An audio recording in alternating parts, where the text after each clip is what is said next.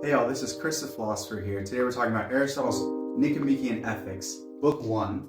And the point of this book is to answer the question, how do I live a rational life?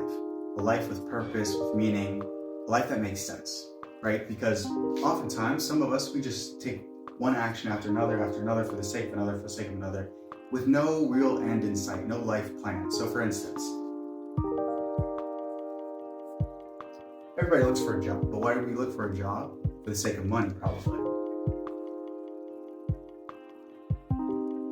But money in and of itself doesn't have any value. It's only valuable insofar as it can help us get other things. For a house, for instance. And a house in turn for something else, and this pattern can continue indefinitely.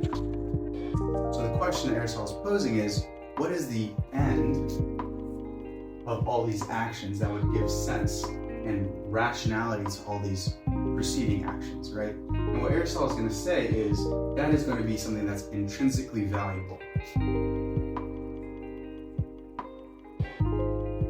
Or, in other words, an intrinsic good.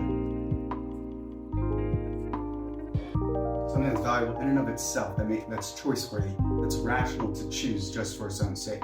You can contrast that with these things here, which are all what we would call instrumentally valuable.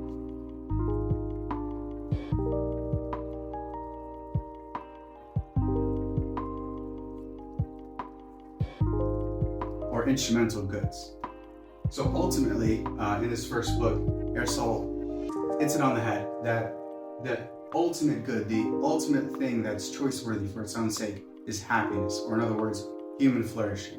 And the question of what human flourishing amounts to, what specifically it is, whether it's a life of pleasure, a life of honor and people's esteem, a life of virtue and service to others, or a life of contemplation and study, that's the question for the next video that we're answering.